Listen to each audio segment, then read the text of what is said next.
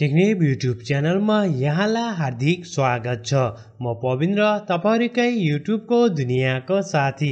यदि आज पनि हामीले नेपालको अपडेटको बारेमा कुरा गर्यो भने खासै डिभाइसहरु चाहिँ नेपाली बजारमा चाहिँ लन्च भएको छैन, तर हामीले छिटै नै स्यामसङको पावरफुल मोबाइल भन्नुपर्छ, मङ्स्टर के स्यामसङ ग्यालेक्सी M53 लाई चाहिँ छिटै नेपाली बजारमा देख्न सक्ने चाहिँ सम्भावना रहेको छ। मोस्ट प्रोबब्ली हामीले चाहिँ नेक्स्ट वीकमा यो मोबाइललाई नेपाली बजारमा देख्न सक्ने चाहिँ सम्भावना रहेको छ।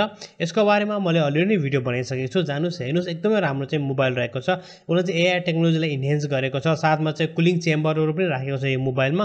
प्राइसको बारेमा चाहिँ हामीले कुरा गर्ने जुन स्टार्टिङ भेरिएन्स रहेको छ, सायद नेपाली बजारमा हामीले चाहिँ 40 देखि 42,000 रुपैयाँको बीचमा देख्न सक्ने चाहिँ सम्भावना रहेको छ। माछा पुच्छे बैंक युजरहरुको लागि चाहिँ एकदमै राम्रो चाहिँ खुशीको कुरा छ। यदि तपाईहरु चाहिँ स्कुटर किन्ने तयारी गर्दै हुनुहुन्छ, त्यो पनि इलेक्ट्रोनिक स्कुटर हुनेछ न। अब इलेक्ट्रिकल स्कुटरमा तपाईहरुले चाहिँ 0% ब्याज र चाहिँ 0% किस्ताबन्दीमा तपाईहरुले चाहिँ हैन स्कुटरहरुलाई चाहिँ अलि चाहिँ पर्चेस गर्न सक्नुहुन्छ। यो स्पेशली चाहिँ अफर चाहिँ माछापुच्छे बैंकको युजरहरुको लागि मात्र रहेको छ। फाइनली विभिन्न लिक्स र रुमर पछि चाहिँ Xiaomi ले या चाहिँ Poco ले स्पेशली चाहिँ Poco ले आफ्नो गेमिङ मोबाइललाई ग्लोबली रुममा चाहिँ लन्च गरिसकेको छ। एकदम बबल मोबाइल रहेको छ। तपाईलाई थाहा छ Redmi K50 गेमिङ एडिसनकै रिब्रान्ड हो, डिजाइन डिफरेन्ट रहेको छ, कन्फिगरेसन चाहिँ सेम नै रहेको छ। एकदमै राम्रो चाहिँ यो मोबाइल रहेको छ। अब इन्टरनेसनल रूपमा चाहिँ लन्च गरिसकेको छ। हेरौँ नेपालमा चाहिँ कहिले लन्च हुन्छ, रुमर्सकै कुराहरूलाई मध्यनजर राख्ने सायद हामीले नेपाली बजारमा चाहिँ नेक्स्ट मन्थ देख्न सक्छौँ भन्ने कुरा पनि आएको छ। हेरौँ अब चाहिँ पोकोले नेपाली स्पेशली पोको नेपाली चाहिँ के कस्तो गर्छ। प्राइसको निम्ति हामीले कुरा गर्ने चाहिँ अलमोस्ट 60,000 रुपैयाँमा यो मोबाइल चाहिँ लन्च हुन्छ भन्ने कुरा पनि आएको छ।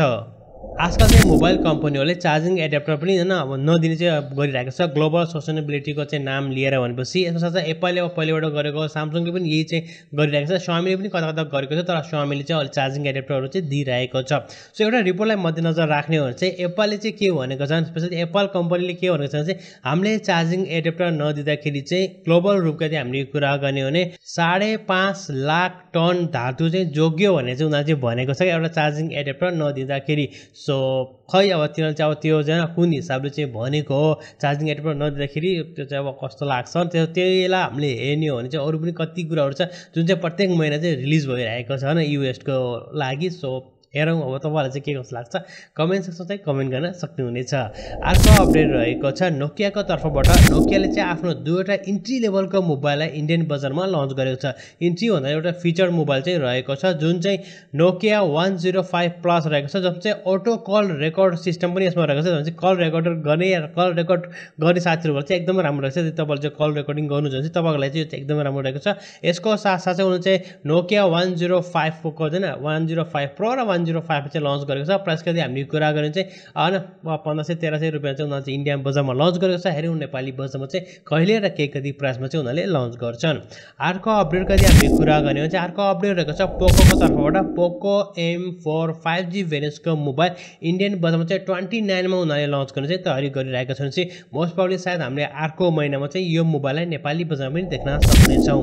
Xiaomi ले चाहिँ चाइनामा चाहिँ आफ्नो चाहिँ गेम प्याड चाहिँ लन्च गरेको छ। एकदमै बबाल चाहिँ गेम प्याडहरू चाहिँ लन्च गरेको छ। यसपाल Xiaomi चाहिँ त्यो जुन कन्ट्रोलर छ त्यो कन्ट्रोलर चाहिँ स्टिममा पनि युज हुन्छ भनेको छ। स्टिमलाई चाहिँ सपोर्ट गर्छ। यसको साथसाथ तपाईँको चाहिँ मोबाइललाई पनि सपोर्ट गर्छ। द्याट्स ग्रेट चाहिँ उनीहरूले चाहिँ लन्च गरेको छ। हेरौँ चाहिँ आउट अफ चाइना चाहिँ उनीहरूले चाहिँ कहिले लन्च गर्छ, स्पेशल चाहिँ नेपाली बजारमा चाहिँ यही एसेसरीहरू चाहिँ कहिले आउँछन् त्यो चाहिँ मेन कुरा हो। सो लेट्स चाहिँ हेरौँ न कहिलेसम्म चाहिँ उनीहरूले चाहिँ यो कन्ट्रोलरलाई चाहिँ होइन नेपाली बजारमा चाहिँ लन्च गर्छन्। यिनीहरूको प्राइसहरूको बारेमा चाहिँ पछि हामी चाहिँ कुरा गर्नेछौँ।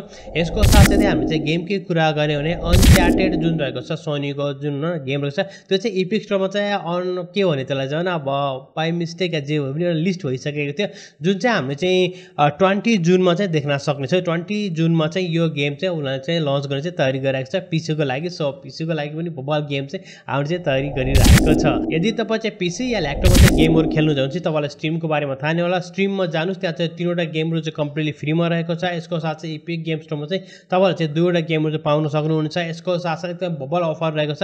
एक हप्ताको लागि तपाईँले चाहिँ युबिसफ्टको चाहिँ AAA गेमहरू चाहिँ खेल्न सक्नुहुन्छ, जुन चाहिँ युबिसफ्ट प्लस पनि तपाईँहरूलाई चाहिँ एक हप्ताको लागि चाहिँ उनीहरूले दिएको छ। सो यदि तपाईँ गेमर हो र तपाईँसँग पीसी या ल्यापटपमा चाहिँ जानुहोस्, ग्राब गर्नुहोस्, बबल गेमहरू चाहिँ तपाईँले खेल्न सक्नुहुनेछ। र साथीहरू आजको अपडेट चाहिँ यही नै रहेको छ। आई होप द्याट तपाईँलाई आजको अपडेट मन पर्यो होला। यदि भिडियो सम्बन्धी कुनै पनि सल्लाह या सुझाव भए कृपया हाम्रो कमेन्ट सेक्सनमा कमेन्ट गर्नुहोस्। यदि तपाईँ हाम्रो च्यानलमा नयाँ आउनुको च्यानललाई सब्स्क्राइब गरी साथमा रहेको बेल आइकनलाई क्लिक गर्न पनि नभुल्नुहोला।